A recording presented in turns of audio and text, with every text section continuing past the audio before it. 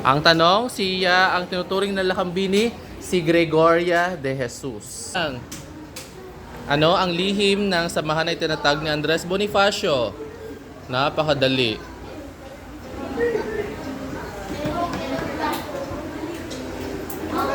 Hindi nagbaba. Okay, ang tanong. Ano ang lihim na samahan na itinatag ni Andres Bonifacio? Datis Katipunan, correct.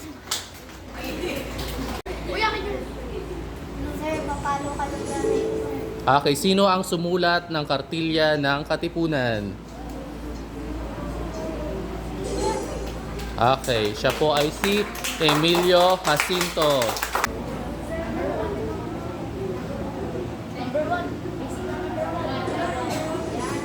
Paano lumaban ang mga Katipunero sa panahon ng Kastila? Yan. Okay, very good. Tayong apat na. Okay, pumili ka na lang number. Pili ka na lang dyan. Pindutin mo lang. Pindot ka ng number. Okay, basahin mong mabuti.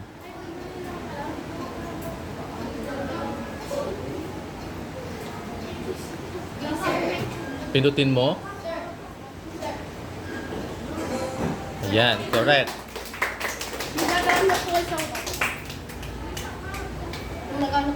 Mamaya sikat na kayo.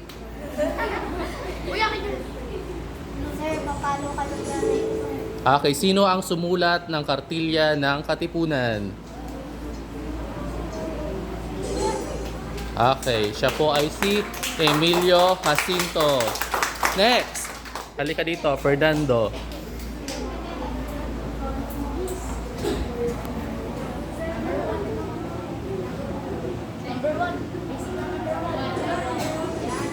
Paano lumaban ang mga Katipunero sa panahon ng Kastila? Yan. Okay, very good. Next, sino po ang gusto? Hindi ka pa na-try kanina. Sige, go.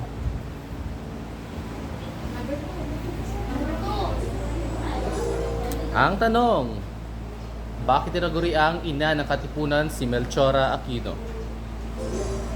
Okay. Ang galing naman. Okay, meron na lamang tayong apat na tanong at apat na number. Sino po ang gusto? Go! Lapit!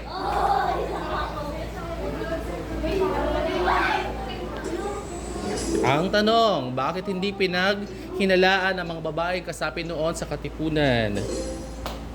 Okay, ang gagaling nyo ha. Buti pa kayo dito, ang gagaling nyo. Sino pa? O, halika dito.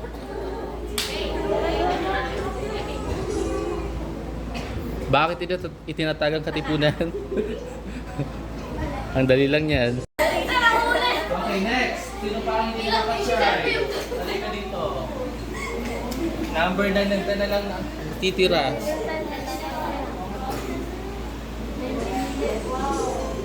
Kailan itatag ang Katipunan? Correct. Okay, last one. Sino ang gusto makapag-try? Iba naman na tao.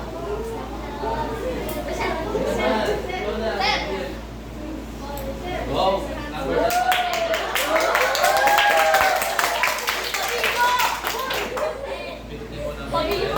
Ang tanong, siya ang turing na nakambini ng Katipunan.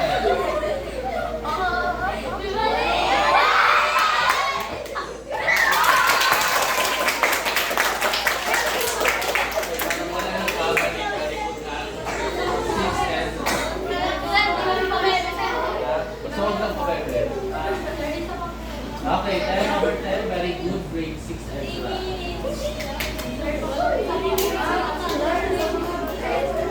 At dahil dyan, meron kayong surprise. Okay, mag-surprise din.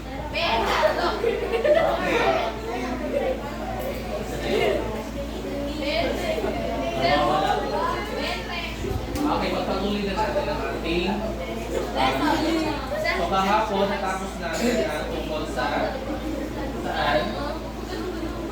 Umabot ba tayo Pugad-lawin. Talaga.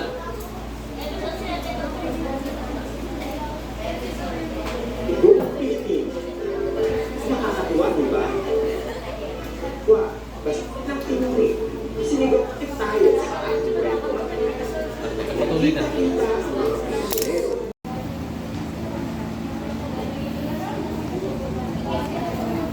Okay, once na magsimula na ito, madali lang to kasi pinag-aralan natin ito mga start natin. So, wala. Okay, sino ang gusto magsagot sa number 1? Okay, pumili na lang ng number. Okay, pili ito. Kata? Okay.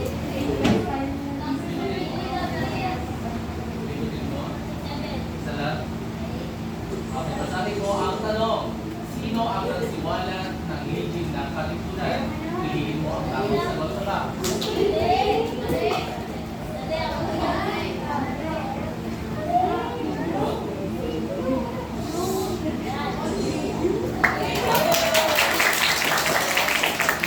Pangalawa, Vincent. Hindi na dito. Vincent, maglaka na yung timer mo.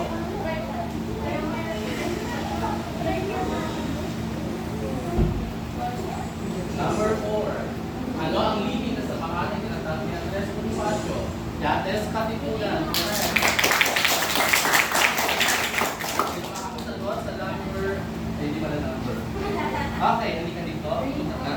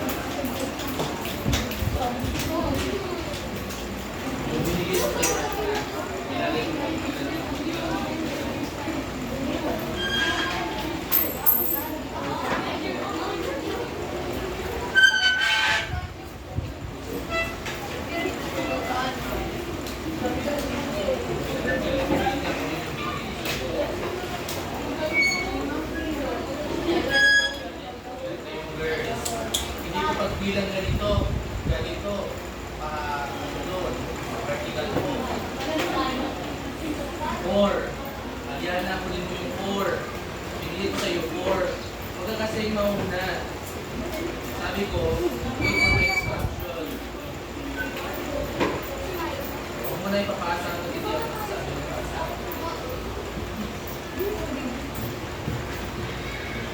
Okay. Ipasa mo sa likod. Kumuha ng isa, ipasa sa likod.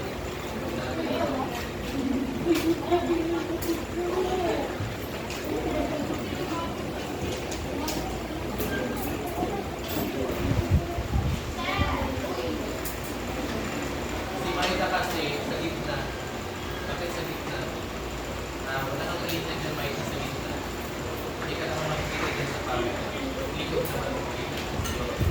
Okay mo ba?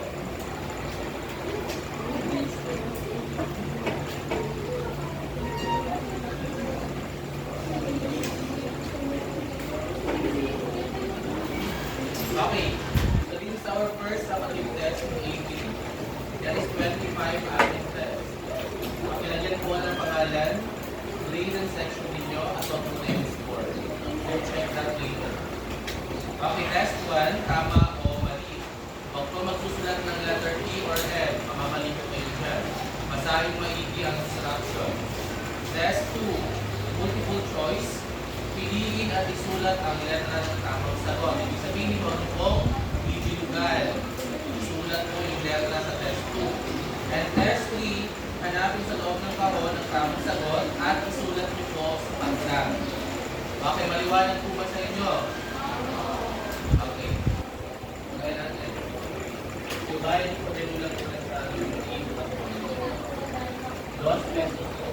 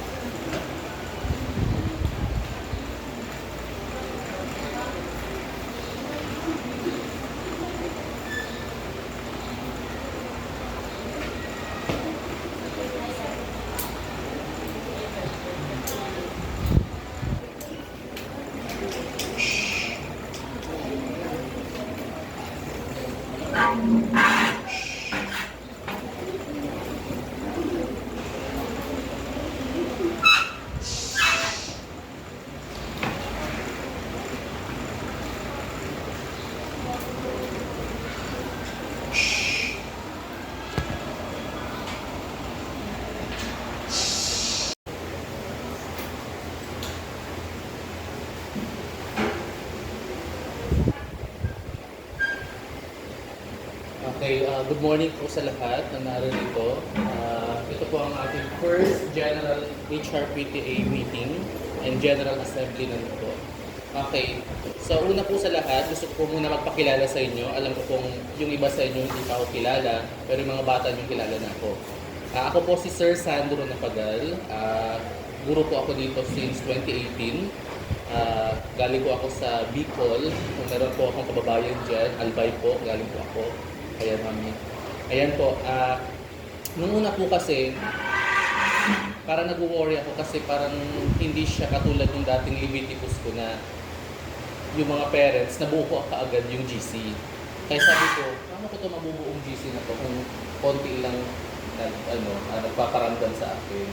Kaso yung teacher na hindi rin nagpaparamdam. Kasi na-busy po din ako sa ibang bagay nung time na yun. Ngayon po dahil nandito na po kayo, nagagalak po ako kasi medyo marami na po kayo na nagpapakita sa akin. At yung iba po dito parang magbrigada sila kaya medyo na ano po si Mami kay Angelo na ako ba? Tapos yung iba po siya na po wala naglaan ko. Okay. So simulan po natin sa agenda natin. Marami po tayong pag-uusapan dahil po sa maraming Yes po, sir.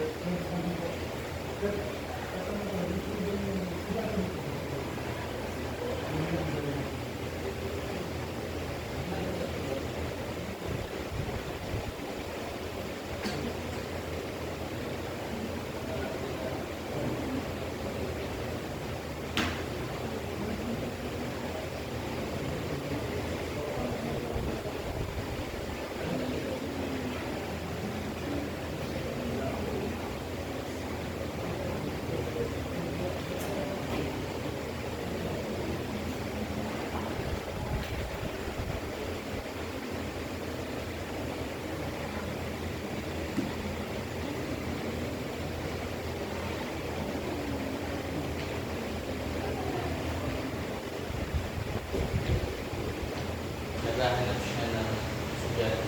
Sabi ko, wala po ako dito. Palapitan na estudyante. Yung apelyado. Okay. So, gusto ko basahin niyo muna silently. Parent teacher board is developing a strong foundation for students and success. So, syempre po, alam po natin yan na ang mga magulang ay katuwang ng mga guro para sa ikauunlad at paghubog ng kanilang mga bata. Okay? So, hindi po kayo naririto para hindi po matulungan ng bawat isa. Lahat po tayo magtutulungan para sa ating mga bata o mga anak. Okay, unahin po natin ang class schedule. Okay, ito po ang ating standard po. Bago po mag 15 minutes, kailangan nandito na po ang mga bata. Yan po ang kabilin-bilin sa amin ng principal.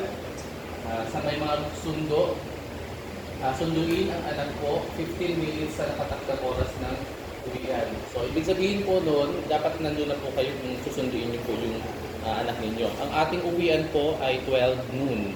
So, halimbawa, kung 12 noon, dapat 11:45 nandun na po kayo para hindi po naghihintay din yung mga bata kung susunduin niyo po sila. Pero kung hindi niyo naman po susunduin dahil malalaki na sila, kaya na po ang sarili, bilinan nyo na lang po. O kaya kung wala po silang cellphone, pwede nyo po akong i-chat.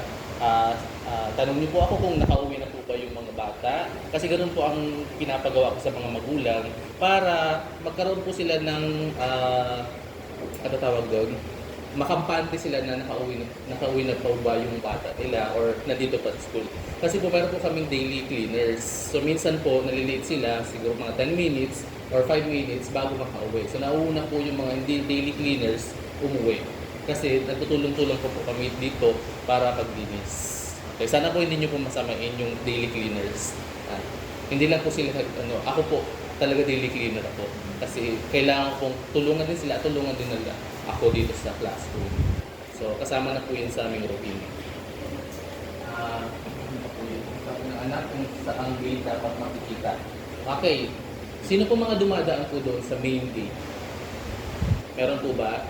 Ayan po. Pero hindi po doon ang exit namin. Entrance po doon, pwede din dito. Pero ang exit po ng grade 6 lagi po nandito. Ito pong likod. Ayan po. So, kung magsusundo po kayo, lagi po kayo dito. Pero kung magkaroon na po ng changes, syempre, i-chat po kayo. Kaya importante po na mabuo po natin yung GC na dapat nandun po kayo. So, sana po after dito ay i-chat niyo po ako para mai-add ko po kayo lahat sa GC natin. At doon po tayo mag-communicate. Maliwanag po ba itong class schedule natin? Ay, hindi ko po nasama yung subject teacher. Tanungin nyo na lang po yung mga bata sa subject teacher nila, kilala na po nila kasi 2 linggo na po kami. Siya nga po pala, every Monday po, meron po flag ceremony. Meron po kami by schedule. Halimbawa po, first week ng month ay lahat ng nasa first floor. So sila po ay dapat nandito na ng 5:30 a.m. This week po, ang nakaschedule yung second floor. Tapos next week po, third floor. At on the other week, kami na pong nasa fourth floor. So expected po sila na nandito na 5:30 kasi po, ang flag ceremony po namin doon po sa covered court. Kasi sinasanay po namin sila sa covered court para sa graduation din nila at hindi sila mapamiliarize sila kung ano yung pila po nila. Okay, ito po. Another agenda po natin. Kasama kasama sa mga agenda natin is yung class suspension.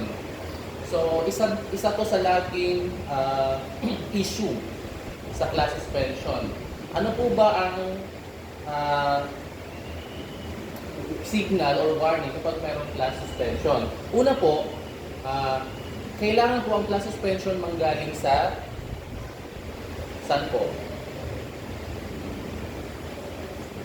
Saan po kaya nagagaling ang class suspension?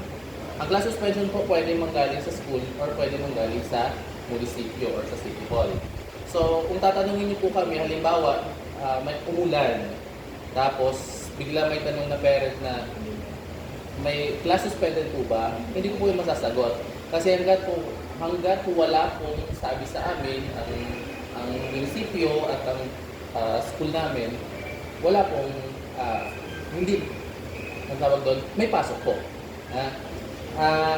Kasi nakakalimutan ng mga parents na kapag merong abiso or announcement, doon lang po talaga may suspension. Pero kung wala naman po, automatic po yan, may pasok po ang mga bata. Okay po? Maliwanag po kaya yun? Saan po wala akong magtatanong sa akin pag umulan ng kaunti? Class suspended po ba, sir? Kasi ganun po last year din sa akin. Kaya paulit-ulit kong sinasabi sa mga parents ko na pag wala po akong sinet na suspension notice, ibig sabihin po, may pasok. Kasi parang nasanay kasi tayo siguro na pag umulan dito sa Taguig, di ba, parang nasa isip din natin na ay, baka suspended. Suspended. Pero alam niyo naman po, pag pangumaga, laging sila ang naagrabyado kasi yung panghapon ang yes, ganun po nangyayari. Sabi nga namin ng mga teacher, ilan na, nakatuwan na, ibig sabihin, nakadalawa na sa panghapon, nakaisa pa lang sa pangumaga. Ganun po sabi. Kapag nakapasok ang mga bata, ito po paalala lang po, kapag nakapasok na ang mga bata, kasi mga pangumaga tayo, sa paaralan at nagkaroon ng biglang suspension ng klase, ang mga magulang ay maaaring sunduin ang anak. Sa mismong gate o sa may covered court ng paaralan, depende sa sitwasyon po. Okay, nung nakaraan po, nandito na sila, pero yung uwian nila 12 nun, pero suspended na po yung panghapon. So, ay tama po ba? Ay hindi, iba po yun pala. Yung isa pang suspension yun. Yung na-issue nga yung upper na, ano tawag doon, kung nabasa niyo po, nagpapatrack pa kasi yung upper biputan, kaya hindi pa pinapauwi yung mga bata. Yan, nakarating po yun sa Makati. Alam niyo naman po ang Makati, talagang konting pagkakamali ng Taguig, talagang issue sa kanila. Dahil nga sa nangyaring pagkuha ng teritoryo ng Makati, napunta dito sa Taguig. So, ganun po. Depende po sa sitwasyon. Basta po ako na lang magsasabi sa inyo kung pwede na po sunduin, saan po susunduin at kailan po susunduin. So lagi po nahuli dyan grade 6 kasi malalaki na kasi sila. Hindi tulad ng kinder, kailangan talaga bantay sarado ni teacher at ng mga magulang po susunduin. So dito po, nung nakaraan, nung nagkaroon ng suspension, may mga hindi na sinundo. Kasi daw sabi ng mga magulang, kaya na daw po nilang umuwi. At meron naman po sila mga payong. So good thing na malalaki na yung mga bata ninyo, less worry na rin. Hindi tulad ng mga bata pa kailangan yung sunduin sa paaralan kasi matatakot sila at wala kayong hindi kayo makakampante doon. Ang grade 6 malalaki na kaya kayo yun na i-chat lang, uwi ka na yun na, punta na sa bahay. Pero kung may mga talaga dito na ayaw mawalay sa bata at talagang may mama's boy, may mama's girl, gano'n. So, kailangan nyo po talagang sunduin kasi meron fear ang isang bata pag gano'n na nawawalay sa kanyang ina o sa kanyang ama at nasanay siya na laging kasama yung kanilang magulang. So, gano'n po. Okay. Sa mga bata hindi sinusundo, kadalasan ay pinapakilang muna ang ulan bago palabasin ng guro ang mga bata para sa kanilang panahon.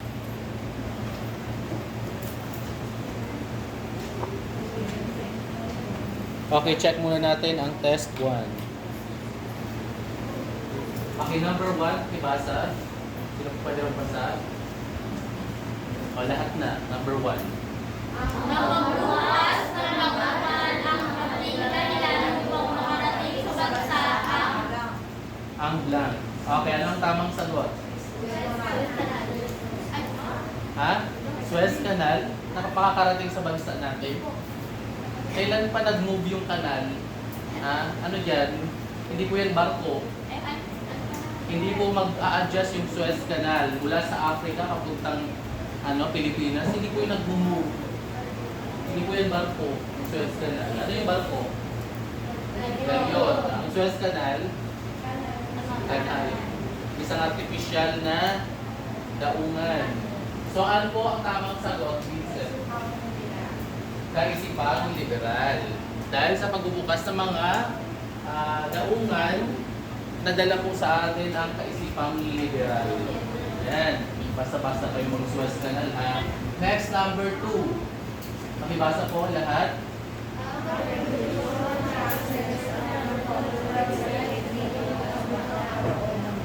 Pagkakaroon ng... Okay, anong tamang sagot? Letter G. Pagkakaroon ng kalayaan, pagkakapantay-pantay at pagkakapatira. Next, number 3. Makibasa po lahat. Umuunlad ang nasyonalismo sa panahon ng pamumuno ni Gobernador General Jose Maria de la Torre. Ano ang nabigay ni Carlos de la Torre? Letter E. Karapatan at kalayaan ng mga Pilipino. Next, number 4. Ang pagpapatibay ng dekretong edukasyon ng 1863 ang nagbigay ng pagkakataon sa mga Pilipino na blank. Anong tamang sagot? Letter C. Makapag-aral. Ayan po. Hindi natin natalakay yung dekretong edukasyon. No? Ang dekretong edukasyon ay isang pagkakataon para sa mga Pilipino na makapag-aral na kung saan nakabukod ang mga babae at lalaki. Meron pong mga nagtuturo para sa babae, meron din para sa lalaki. Sa panahong yun po, hindi po pinaghahalo ang mga lalaki at babae. Ang mga nagtuturo sa kanila ay mga pari, mga praile ang tawag doon. Sila ang mga naging guro na mga lalaki at mga babae. Iwalay po ang school ng babae sa lalaki. Ang tinuturo sa mga babae ay, halimbawa, paghahabi, pagtataki, mga ganon. Sa lalaki naman, mga academic, katulad ng mathematics, mga ganon, matematika or arithmetic, tapos gawain sa bukid, pagkaararo, mga ganon ang tinuturo sa mga lalaki. So magkaiba ang kurikulum ng babae at kurikulum ng lalaki. Hindi tulad sa inyo, kung ano sa babae, ganoon din sa lalaki. So iba po ang sistema ng edukasyon noon sa panahon ng Kastila. So yun yung tinatawag natin na dekretong edukasyon, pag-iwalay ang babae sa lalaki. Okay. Next, number 5. Basahin po lahat. Ang pagbibigay ng pagkakataon sa mga interesado na makapag-aral sa Europa ay nagdulot ng malaki sa pag-unlad ng nasyonalismo sa bansa dahil lumawak ang pag-unawa sa blank. Sa blank, ano ang kanilang napalawak? Napalawak ang kahalagahan ng kalayaan. Yes. And last number, ang pagbubukas ng Suez Canal ang nagpabilis ng blank patungo sa Espanya. Lalakbay. Okay, paglalakbay. That is letter A. Okay, next test. Where's the remote?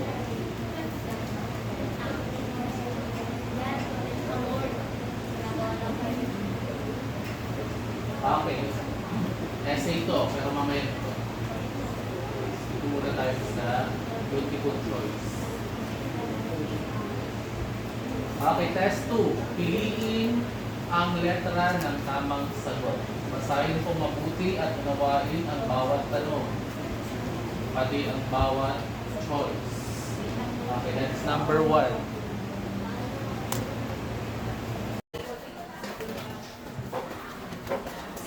Sige, nakuha na mga kami. Wala. Ano lang yan? Dito lang yan.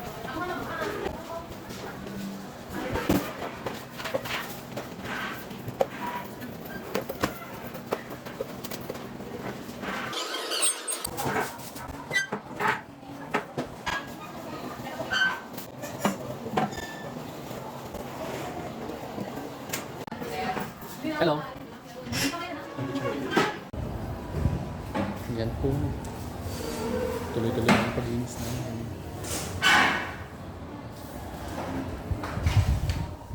Gusto pala yung malis natin. Ang ating teacher sa grade 5. Hello.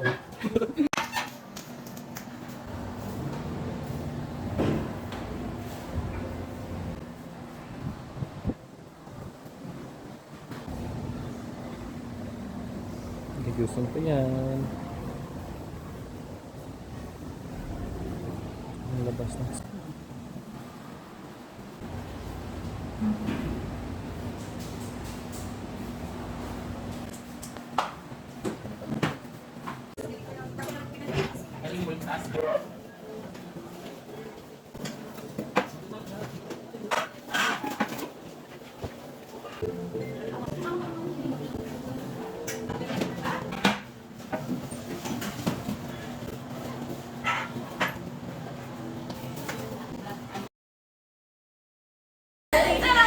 Okay, next. Sino pa ang hindi nakatry?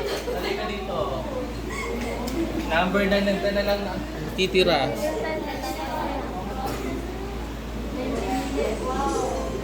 Kailan itatag ang katipunan? Correct. Okay, last one. Sino ang gusto makapag-try? Iba naman na tao. Ikaw na.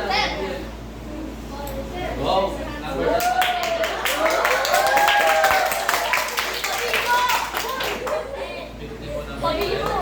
Ang tanong, siya ang turing na nakambini ng katipunan.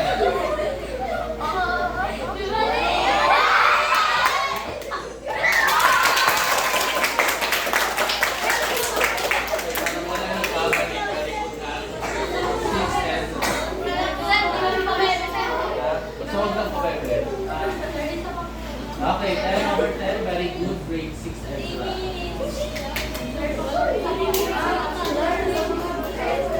At dahil dyan, meron kayong surprise.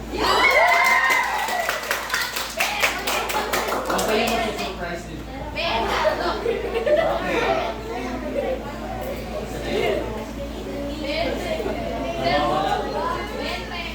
Okay, magpatuloy na natin ang ating so kahapon natapos natin ang tungkol sa saan? Umabot ba tayo sa Ugadlawin? Talaga?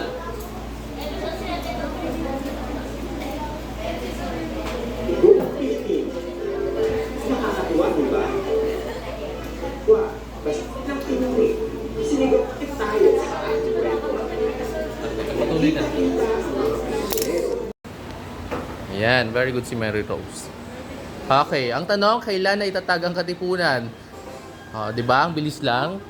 Oh, tama agad. Okay, next. Oh, halika Carlito.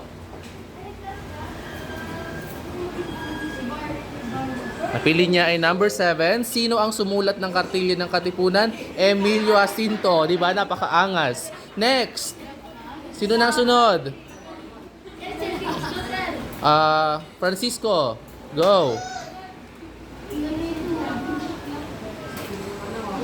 Number 4, sa anong antas nabibilang sina Apolonio at Teodoro Patino? Sila ay mga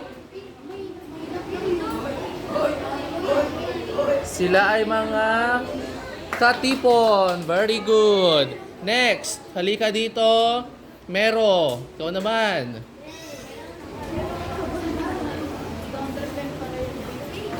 Sige, 3 na lang. Number 9.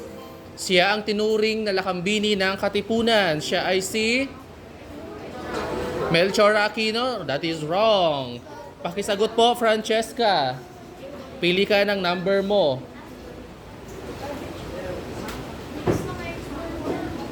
Bilis, may expire na daw. Ang tanong, bakit tinaguri ang ina ng katipunan si Melchor Aquino? Okay, correct. Dahil pinakita niya ang kanyang tapang sa pamamagitan ng paggamot sa mga may sakit at may... Yes, Aldrich, ikaw na. Ang sunod. Okay, taas ng kamay. Sinong gusto mag-try? Monchadora. Nakatingin siya sa akin. Sige, halika dito, Monchadora. Sir, kanina niya pa gusto. Dali, try mo. Pipindutin mo lang ang box. Ang number. Go.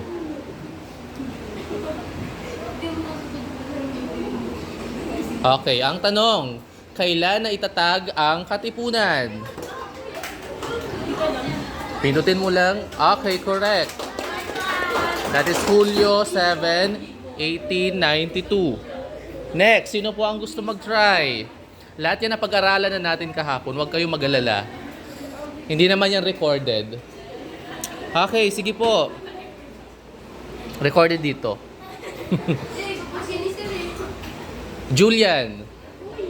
Halika, Julian. Ikaw ang pumili ng lucky number mo.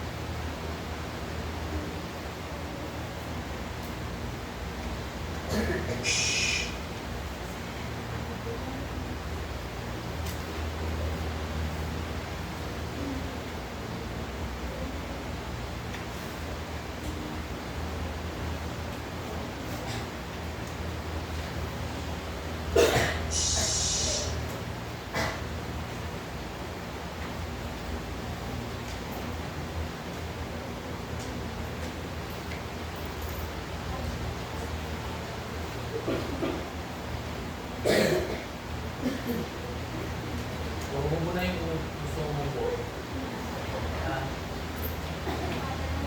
Kahit ubo nyo ay nare-detect. Kahit yung konting dismissan mo.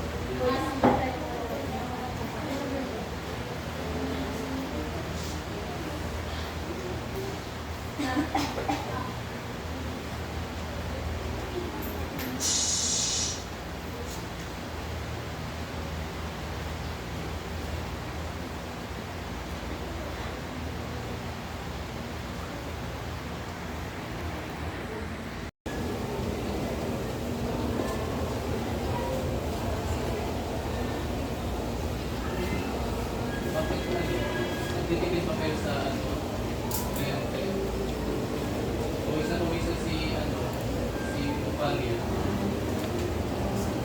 Gusto nyo na sa dito.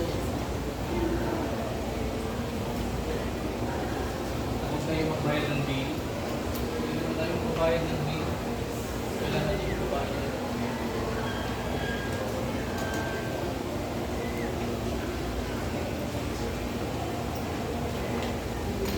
Nung nakaraan, sabi sa akin ng mama mo ba yun, Francesca? Sabi niya sa akin, meron daw kayo LSC. Ano ba kayo may-ari ng jump shop? Hindi naman. Sabi niya kasi marami daw kayong gano'n. Yung parang mga sira-sira lang. At tinatago niya daw. Akala ko pinadala niya na sa'yo. Remind mo ka mamaya pag sabihin, ma, yung sinabi mo daw kay Sir na LSC. Para may lagay na natin dito yung kanyang dito.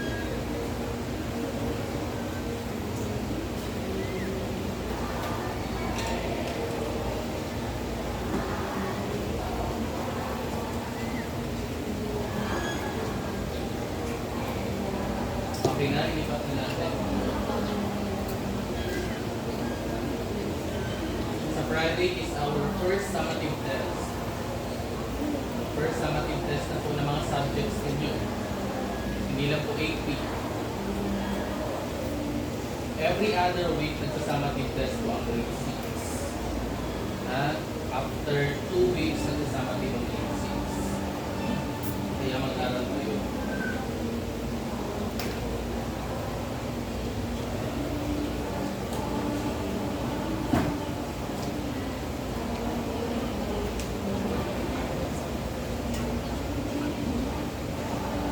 Okay na ba?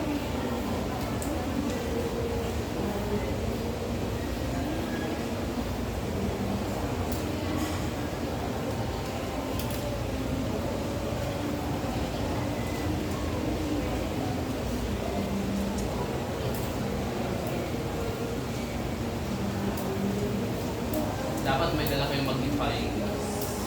Kahit nasa malayo kayo. Makikita ninyo.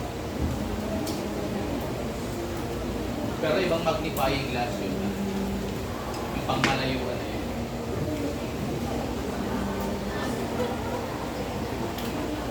Concave ko yata yun. Concave or concave.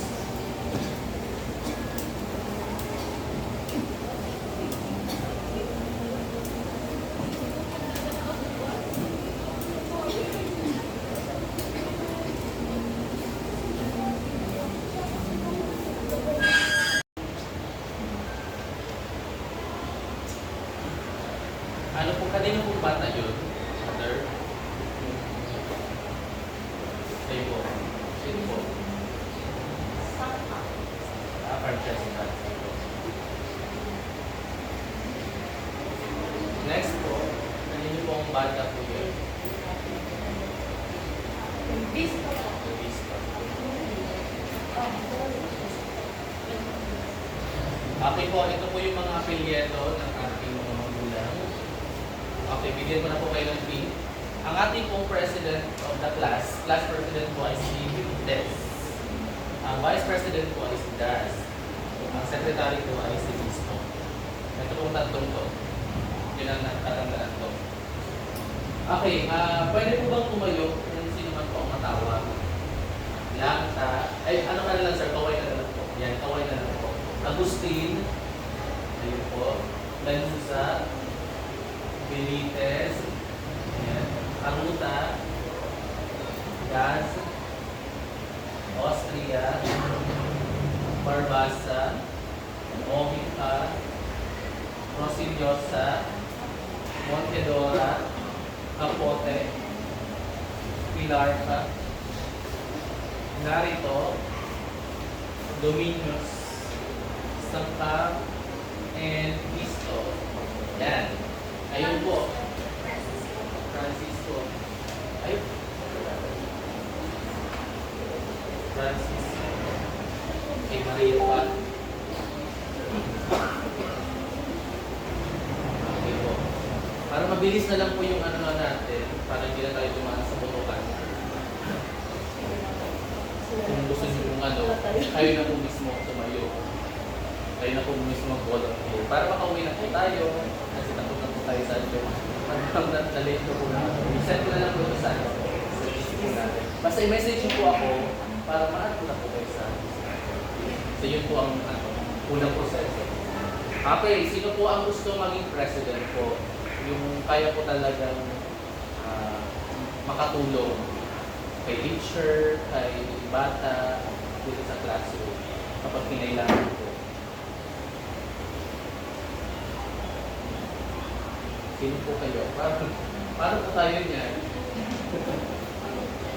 Sige, magbutuan na lang po tayo. Langta, sino pong gusto? Kay langta. Taas na lang po ng kamay. Majority wins po ito po na. Okay, parang ikaw po sir talagang pinipili nila. Ayaw niyo po kasi nag-object po siya eh. Si Agustin po, sino? What if po si Benitez? Yung class president natin to. Ikaw, mami. Or si Dad. Our vice president of the class. Sige, si mami na ang ating president. So makakatuwang niya po ang ating vice presidente. Sino naman po ang maging vice presidente? Si Pilar ka. Mrs. Pilar ka. Vice president. Po meron ng volunteer. Sino po? Very good. Secretary po. Secretary. Sino po ang gusto maging secretary? Okay, si Mrs. Lanusa.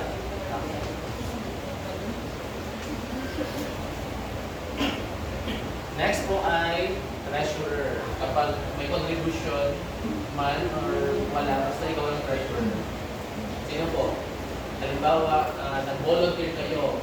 Ay siya nga po pala, gusto kong idulong sa inyo. Kasi, dito po kasi mainit po dito sa parking to.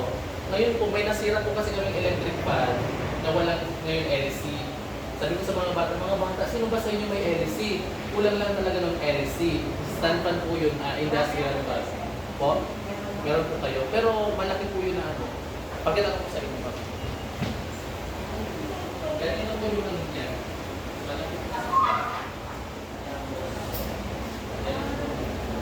Meron po kayo. LC lang po talaga yung kaya. Yan po ang project kasi ng last DVD news po. Padala na lang po para nabas po si Francesca. Diyan po kasi naman po. Natutupad din siya ng electric fan. Pero yung dito po kasi kawawa pa.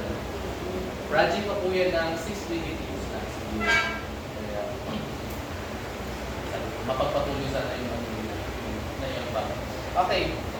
Treasurer po, sino po ang magiging treasurer natin? Kung sakali man po gusto nyo magkaroon ng ganito. Halimbawa, may Christmas party tayo. Tapos gusto nyo ng bagal para sa pagkain ng mga bata. Kayo na po bahala doon. At si treasurer po ang mag-ulit. Sino po ang yayamanin po dito ng bulan? In case na may abuluhan. Kaya nyo po abuluhan. Pero sa totoo po, yung treasurer namin talaga last year, yayamanin talaga. Bumili siya ng remote. Siya talaga, yung remote, 700 pesos po yun. Yung remote ito kasi nasira, wala. Bumili siya ng remote, bumili siya ng mga ganyan. Talagang yayamanin po talaga siya. So, na-pressure po talaga yung mag-i-share. Pero, hindi naman po gano'n na ngayon kasi kaunti lang naman po. Wala naman po tayong kakambawin. Sino po ang gusto? Para natapos na po tayo, makauwi na po tayo. Grade 6. Nandiyan ang grade 5. Sino na lang po? Mami ko na lang po, kaya na lang po lahat na. Para gusto mo yata mag-pressure. Si Mrs. Rosie Rosa. Sino po ang pwede? Ikaw na lang, sir. Treasurer. Kasi ayaw nyo po maging president. Nakaabot na po tayo sa treasurer. Ikaw na lang po. Next Next po, auditor. So, ito, mga wala naman itong masyadong gagawin. So, for formality na lang po. Sino na lang po? Volunteer na lang po. Basta yung mas maraming responsibility po dito ay ang President, Vice, at Treasurer. Ano po kung kaya no? Nandun sa ay, ano po? Naluta? Ay, si Jess, kay Jessica.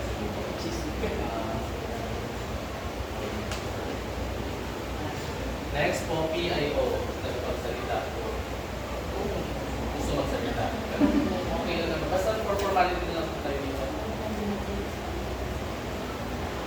Yung last na lang po na nakarating, si Mami, Cristo.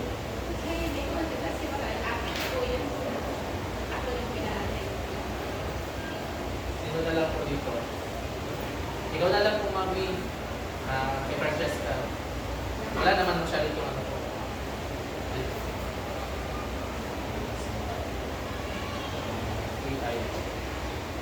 And this is managers po, dalawa. Sino po pwede dito? Mga bata-bata pa. Ay, sige, Mami. Ano po kami dito? Francisco po. Francisco. Po. Business manager. At isa pa po, Pilihan po. Dominions. Yan. So, kompleto na po ang ating officers. Ngayon po, kailangan ko po yung pangalan ninyo, yung buo ko talaga. Sino po dito nagbigay ng hindi? Papaano ko na lang po. Kailangan ko ba?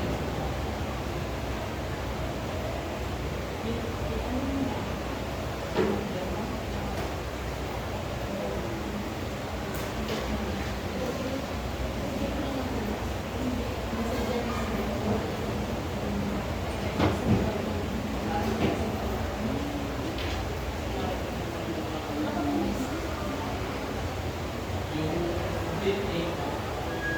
Wala po na po. Pangalan lang po.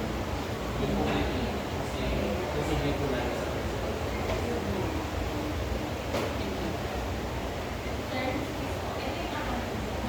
Ako. Yung nasa post ako ng bago.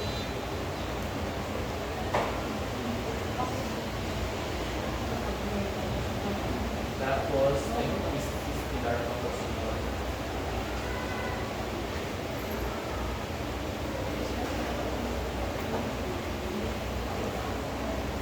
Or i-message nyo lang po kaya ako. Ito na po tayo.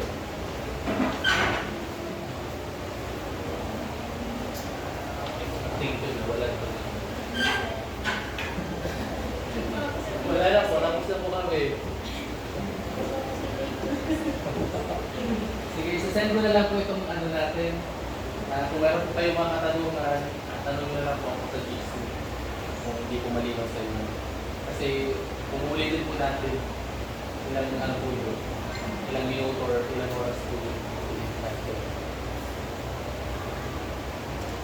Palagay na lang po yung, ano, yung officers na po.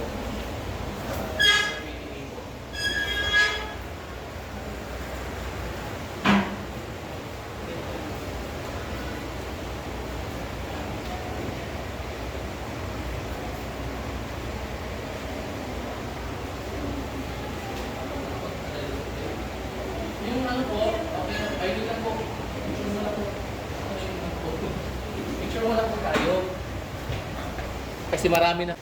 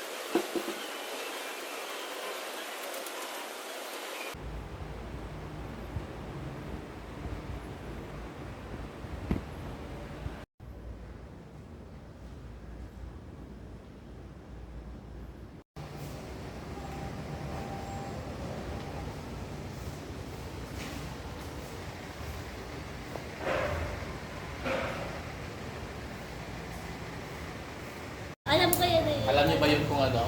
Opo. Ang 8 lalawigan na lumaban Walo na sa mga Espanyol. Ano-ano ang mga lalawigan na yon? Sige nga, magbigay ng isa. Maynila. Okay. Sige. Next. Nueva Ecija. Sunod. Cavite. Ano pa? Laguna. Correct. Ano pa po ang nawawala? Mindanao? Walo yun eh. Walo. Wait lang. Ano pa? Caloocan? Hindi po. Ang Caloocan ay sakop ng Maynila. Tarlac. Okay. Ay, ito. Sunod, ilan pang nawawala? 8 po ang hinahanap Tatlo pa. natin. Tatlo pa. Ikaw po na. Ito pa, 8 ang hinahanap natin, meron pa tayong nawawalang 3. Balintawak, no? Wale. Bulacan. Right. Ano no? 1. Okay, 2 na lang po ang nawawala. Pampanga. Pampanga. Isa na lang. Isa na lang, aandar na. Batangas ba ang nawawala? Okay, correct. Batangas. Okay. Ang 8 probinsya na to ang unang nakipaglaban sa mga Espanyol. Alam niyo ba kung saan to sumisimbolong Yes, 8 probinsya yes, na to? yes. Saan po? Flag. Sa flag. Saan sa mga symbols ng Sa- flag makikita ito? Sa araw. Sa 8 sinag ng araw. Di ba yung araw natin, 8 yung sinag? Oo. Di ba ang ganda? Yan. Ang ganda ng sinag ng araw. Okay. So kapag kayo nagdo-drawing ng sinag ng araw, 8 lang po. Kasi sumisimbolo ito sa ating Philippine flag bilang mga probinsya na nakipaglaban sa mga Espanyol. Pero yung Maynila po, baka nagtataka kayo. Ang Maynila ba sa panahon ng mga Espanyol ay isa ng syudad? Yes or no? Hindi pa po siya syudad. Wala pa kayo makikita mga buildings. Hindi katulad ngayon na puro na buildings. Hindi pa po siya ang capital city. Ang capital pa noon na yan, no? Yes, ang Cebu. Siya ang unang sentro ng kalakalan noon sa panahon ng Espanyol. Pangalawa ang Maynila. Okay, pero ang Maynila hindi pa po siya syudad. Probinsya pa rin po siya. Kaya sinasabi dito na 8 lalawigan. Pag sinabi natin lalawigan, probinsya yan. Okay? Okay, patuloy natin. Yan, no? Ang 8 sa lalawigan ito ay may simbolo sa ating watawan. Suriin mo ang sinag ng araw sa ating watawan. Mayroon itong 8 sinag. Ibig sabihin yan, yan ang kumakatawan sa unang 8 lalawigan na lumaban sa mga Espanyol.